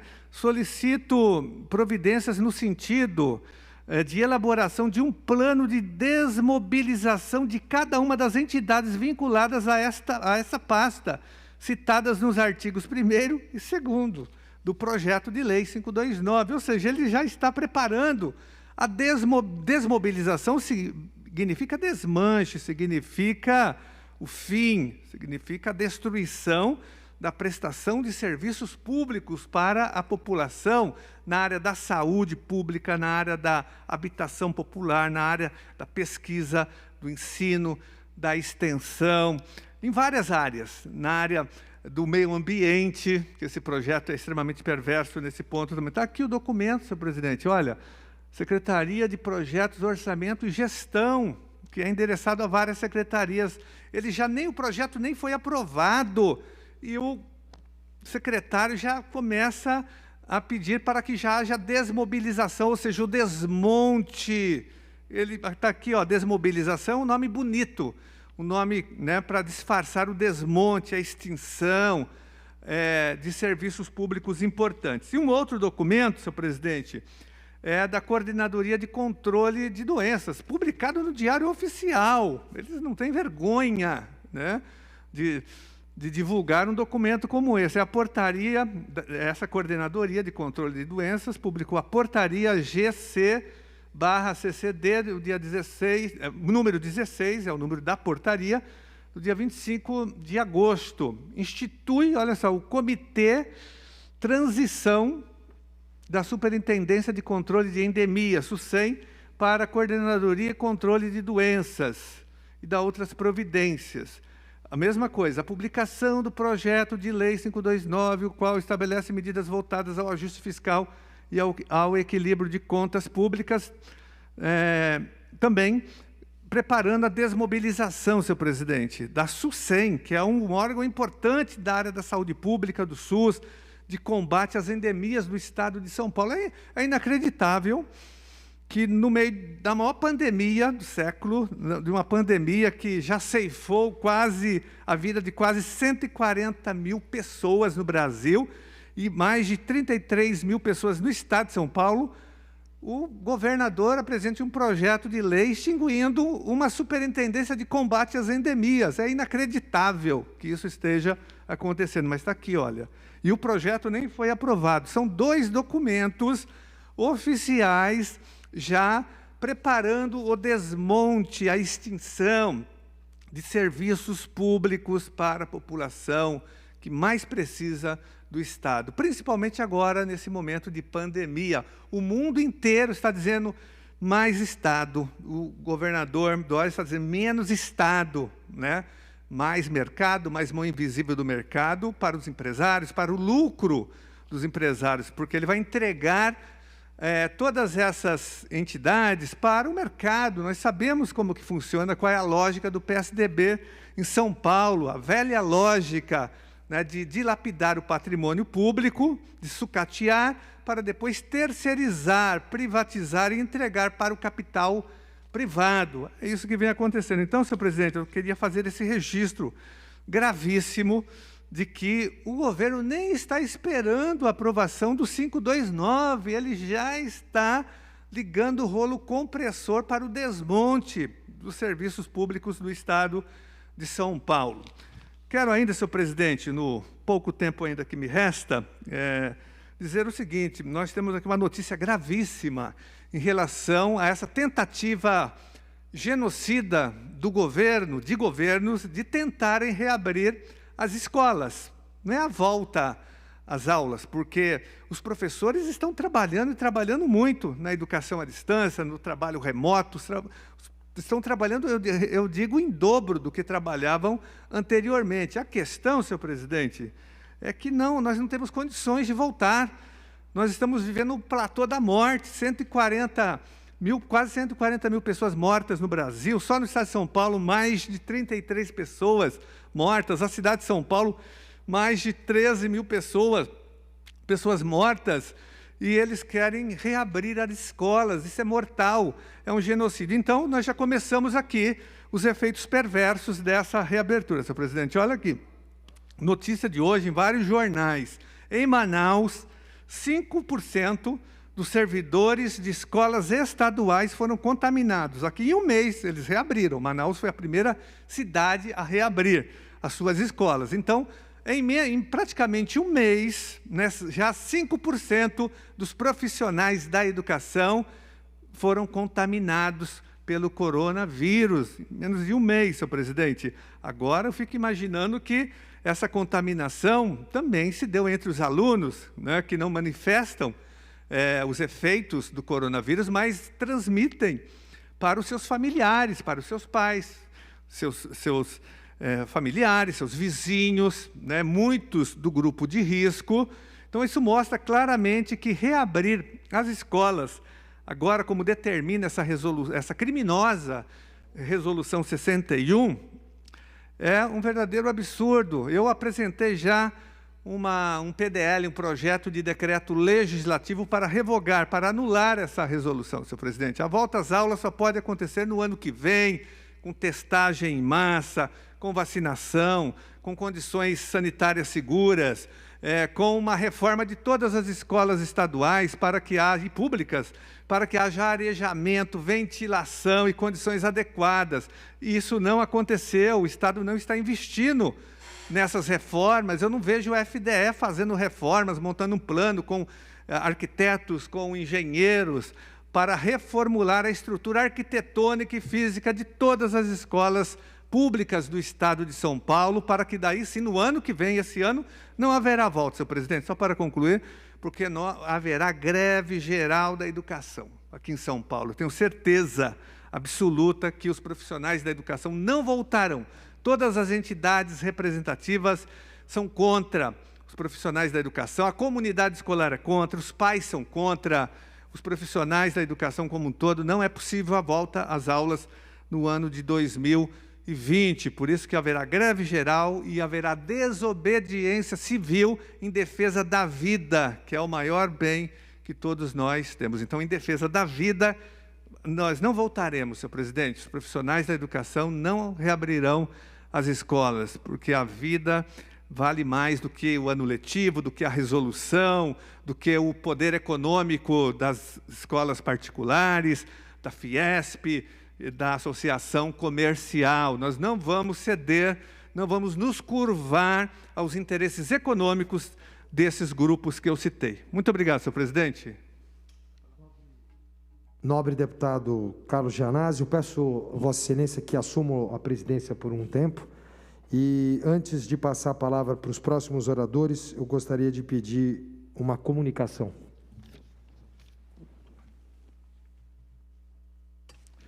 Eu passo a comunicação para ele, né? Com a palavra, o nobre deputado Castelo Branco, que fará uma comunicação. Nesses 2 minutos, eu gostaria de complementar a minha fala e deixar claro o seguinte: o meu querido pai sempre perguntava: o cachorro que te morde tem dono. Quem é o dono do 529? Quem é que está por trás disso? E aí, nossa equipe jurídica e operacional tem feito pesquisas. Pasme o senhor professor Carlos Gianazzi, quando nós descobrimos que por trás de cada uma dessas instituições que estão sendo desmontadas, existe um enorme patrimônio imobiliário. Estão de olho nos prédios, no patrimônio físico, que é bilionário. E aí caiu a ficha, entendi então. Então, a instituição que vai ser extinguida tem dois vieses, né? Ou eles dizem que ela não é mais necessária, nós sabemos que a grande maioria ainda o é, tecnicamente falando, ou eles dizem que ela dá prejuízo, né? Ela é necessária, mas ela não dá o devido lucro. Como bem colocado, alguém vai substituir, né? Muito bem. Mas o grande X da questão, na minha humilde opinião, é o patrimônio que está por trás. E é bilionário, repito, com interesses escusos e inconfessáveis. E eu também finalizo esses 2 minutos colocando que, se Deus quiser, uma grande bancada de deputados, muitas vezes com pareceres ideológicos diferentes, vão se unir pelo bem da população de São Paulo. Vai fazer jus a esta casa, o pleito pelo qual fomos eleitos, que é defender o Estado de si mesmo, porque isso é um atentado contra a nossa soberania e contra a paz social. Obrigado. Dando sequência à lista de oradores inscritos, com a palavra o deputado Teonílio Barba Lula, com a palavra o deputado Douglas Garcia, com a palavra a deputada doutora Damares Moura, com a palavra a deputada Janaína Pascoal, com a palavra a deputada Letícia Aguiar, com a palavra o deputado Luiz Fernando Lula da Silva, e com a palavra o nobre deputado Sargento Neri. Boa tarde, presidente. Boa tarde à Polícia Militar. Boa tarde a todos. Presidente, o 529, além de ter essa referência ao patrimônio do Estado, também, em outras matérias, traz a parte tributária, que é muito confusa, que é uma cilada. Também mexe com a segurança pública, educação, saúde. É uma matéria que está misturado quase todos os serviços públicos, de uma forma a trazer muitas pegadinhas para a Assembleia Legislativa. O governo fez um trabalho tão confuso que já tem 611 emendas nesse projeto. É um absurdo.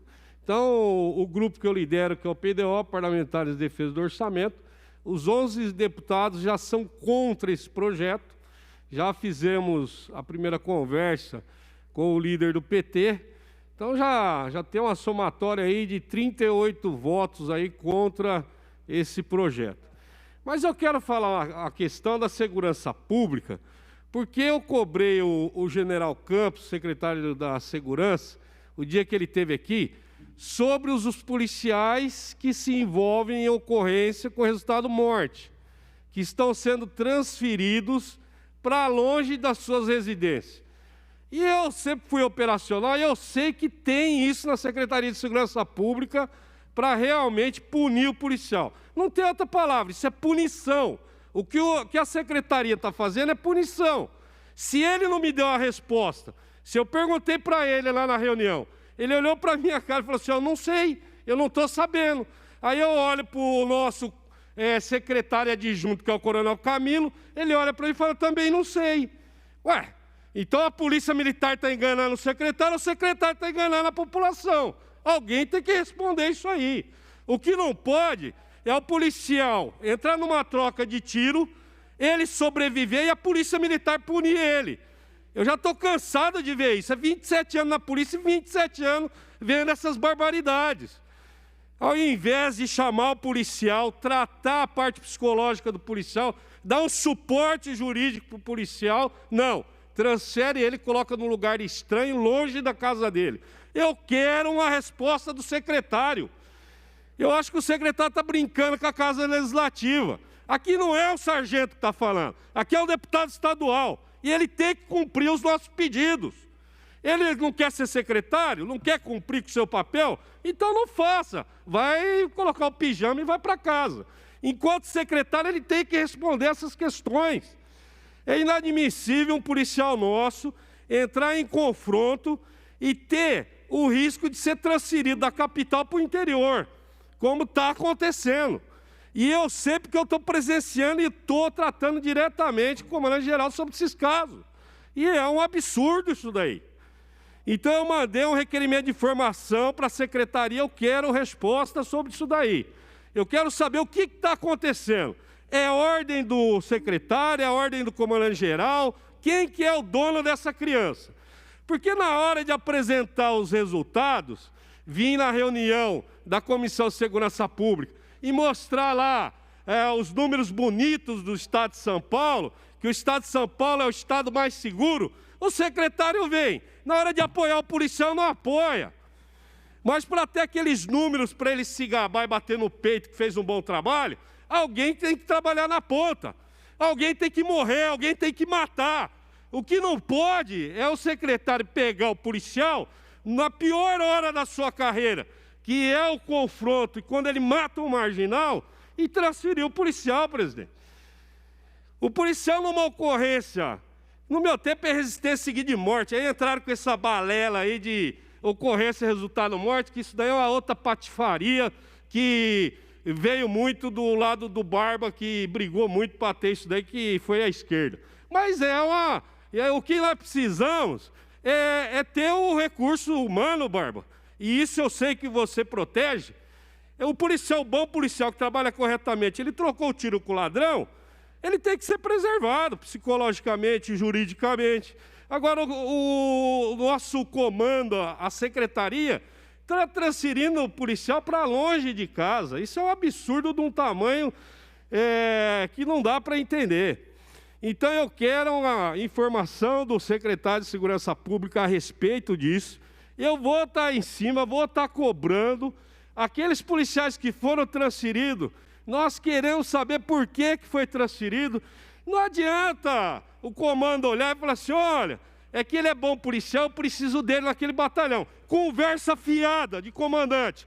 Vamos ser corretos. Para de patifaria com os homens de rua. Para de palhaçada. Temos que colocar, depois quando eu falo e eu sou duro nessas questões, vem me criticar.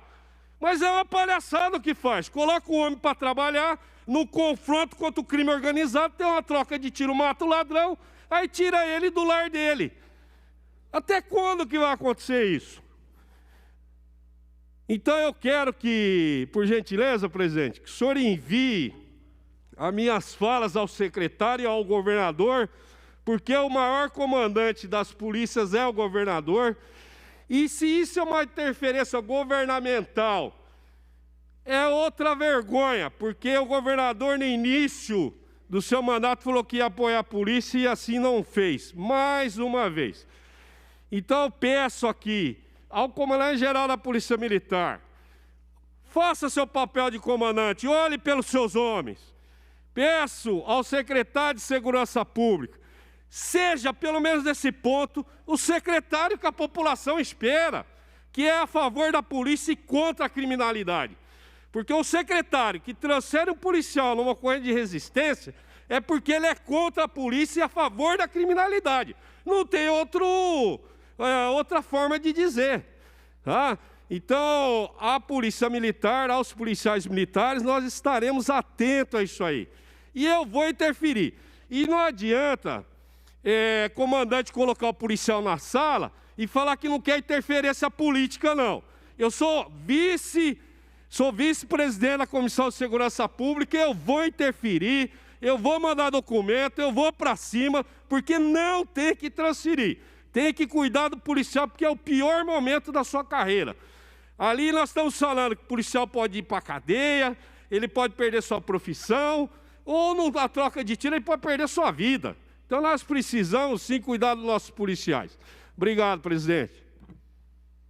Obrigado, deputado Nery. Próximo inscrito, deputado Maurici. Por permuta, passa o tempo ao deputado Barba, líder do PT. Obrigado, tem a palavra, Vossa Excelência.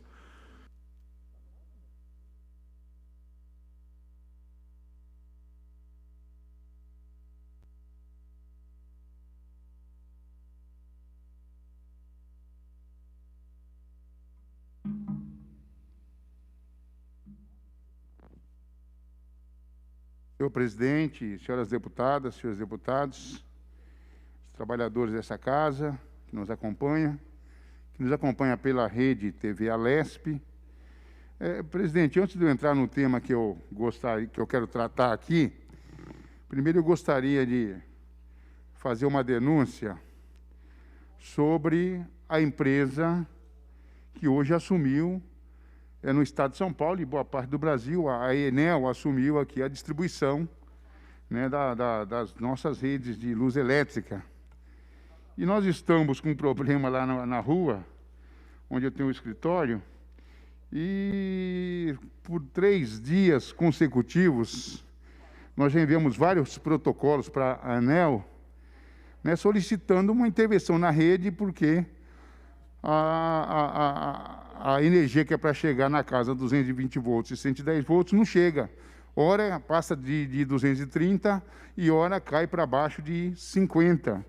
Então, nós estamos lá sem condições de trabalho. Então, ontem nós ligamos para a ANEEL às 8h33 da manhã, depois às 12h45, às 16h34.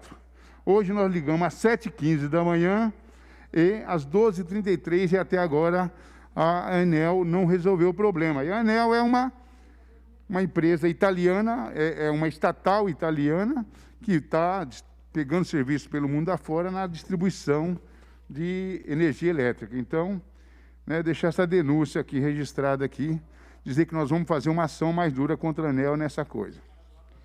Mas, presidente, senhoras deputadas e senhores deputados, na verdade, o que me traz essa tribuna é que nessa casa logo, logo nós debateremos, por insistência do presidente dessa casa, pelo projeto mandado pelo governo João Dória, que faz uma mistura de reforma administrativa com reforma tributária e com ajuste fiscal, que é o projeto 529, que, aliás, o próprio governo está tendo dificuldade de construir um quórum de 7 deputados na Comissão de Constituição e Justiça, onde eles teriam que ter ficado só 3 dias, ele já está lá há mais de 15 dias.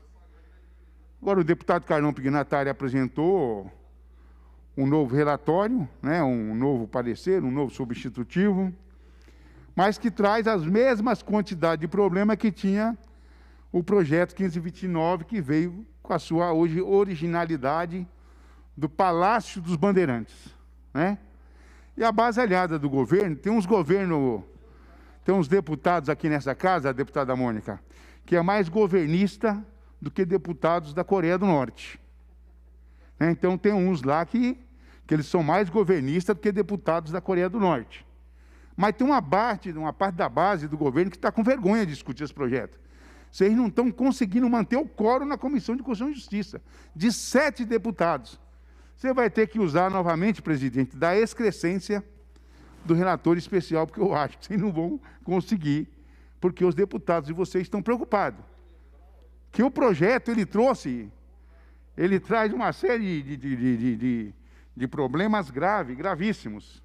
Primeira coisa, porque dá toda a autonomia para o governo, os órgãos colegiados que têm lá os colegiados não podem deliberar, dá toda a autonomia para o governo fazer a extinção. Entre empresas e autarquias, 10 empresas serão extintas. 3 empresas, institutos, fundação, né? Além disso, ele faz um ajuste fiscal em cima de fundos especiais de despesas, 6 fundos ligados à área da saúde e um ligado à área da Polícia Militar, que vocês votaram aqui, que nós ajudamos vocês a aprovar, né? Ele faz pega o dinheiro, agora está mudando o seguinte, ele diz, não pego mais o dinheiro, mas o que vocês economizar eu mando a menos, né, no próximo ano. É desse jeito que eles estão trabalhando, Sargento Nery. E eu quero ver se vocês do PDO, né, Parlamentares em Defesa do Orçamento, vai estar firme junto conosco. Porque nós vamos ficar firmes. Nós queremos, vocês estão conosco. São 11 deputados lá. Quantos vai nos ajudar lá? Os 11? Eu tenho informação que um não vem, não, porque tem cargo no governo, aí diz que não pode. Então é bom, mas esse é lá de São Bernardo, nós vamos conversar com ele lá em São Bernardo. Vamos conversar com ele, nós vamos insistir. Então, o presidente dessa casa insiste nesse momento, e eu fiz uma solicitação para ele pessoalmente, não foi no público aqui, estou fazendo agora publicamente, para que a gente não faça o debate desse projeto agora. Espere passar o período eleitoral, espere acabar a pandemia. Apresente ponto a ponto. Vocês estão pedindo extinção de 12 fundos, e são fundos de despesa, fundo especial de despesa. Fundo especial de despesa não é para o dinheiro ficar guardado, é para ajudar a custear aquele hospital de Sorocaba, hospital, a Associação dos Psiquiátricos. É para isso que serve o fundo de despesa, é para isso que foi criado. Como essa casa, a Assembleia Legislativa tem um fundo especial de despesa, que nós doamos 70% dele, né, para ajudar no combate à pandemia. Então, é para isso que servem os fundos de despesa, não para o governo extinguir, simplesmente, e recolher todo o dinheiro que tem lá. Eu comecei a analisar agora há pouco o projeto, o substituto, deputada Mônica, substitutivo do deputado Carlão Piganatari.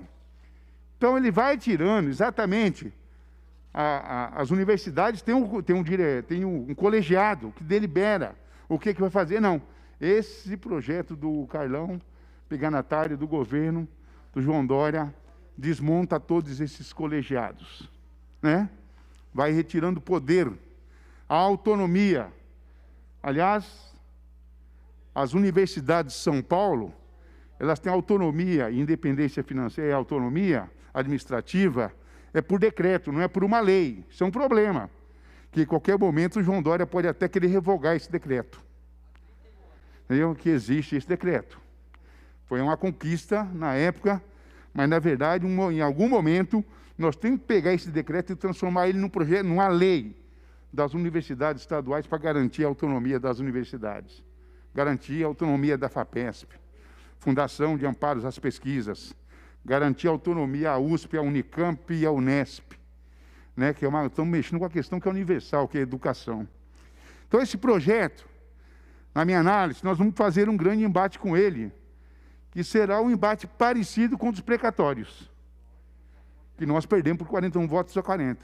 Será um embate parecido com o debate da reforma da Previdência. Eu não sei se o presidente vai mandar colocar a polícia para ser novamente tiro, porrada e bomba, porque foi dessa maneira, foi com excesso de violência e autoritarismo da polícia aqui dentro dessa casa, foi que eles conseguiram aprovar a reforma da Previdência. Então, analise, deputado Castelo Branco, que nós vamos ter algo em torno de 35 deputados aí, a depender de como o PSL se comportar, se o PSL vai nos ajudar nesse debate. Hoje ajudaram, tenho que reconhecer aqui, hoje lá na Comissão, Constituição e Justiça, né, saíram do plenário, derrubaram o quórum. Então, isso é muito, muito importante. Precisa entender, quando nós fazemos oposição aqui, não é só porque a gente é oposição, é porque nós queremos discutir de maneira mais dura, mais organizada, todos os projetos nessa casa. Vocês têm a base aliada do governo? Pode ser, não tem problema, faz parte do governo com a sua base aliada. Isso faz parte da identificação ideológica, né? Agora, não pode ser uma base alienada e nem, né, ser alijada do debate. Nosso primeiro mandato aqui, deputado Castelo Branco, nós passamos aqui 4 anos. A oposição subia todo dia nessa tribuna aqui, falava, esgotava, não tinha mais o que falar, não podia mais se inscrever. Aí eles, em votação, era isso, né? Então, com a base de 30 e poucos deputados, nós com certeza conseguiremos fazer um bom debate sobre esse projeto, conseguiremos, com certeza, mudar parte desse projeto, mudar parte da maldade desse projeto. Esse projeto comete a primeira maldade. Quem está nos ouvindo, os deputados que estão nos seus gabinetes, serão 5.700 trabalhadores que são concursados, mas são seletistas, que serão indicados, tem lá um tal de PDI, né? Pedido de demissão incentivada. Na verdade, aquilo é pedido de demissão indicado. O chefe indica, você vai embora, não tem mais jeito, você não fica mais. Então, tem vários problemas nesse projeto que nós estamos aí para poder debater, e vamos com certeza debater no dia a dia a parte desse projeto. Então, quero me dirigir aos senhores deputados e às deputadas que estão no gabinete, nesse momento, que estão aqui na Assembleia, mesmo quem é da base aliada, alguns deputados, como Alex Madureira, sabe, da base governista, sabe, deputado Rafa Zimbaldi, que é candidato a prefeito em Campinas, tem vários deputados aí que fiquem de olho, porque nós estamos de olho em vocês. Nós vamos denunciar esse projeto no Estado inteiro. Muito obrigado, senhor presidente. Obrigado, deputado Barba. Suspendo a sessão por 8 minutos, até às 16 horas e 30 minutos, havendo acordo de lideranças, das lideranças presentes no plenário.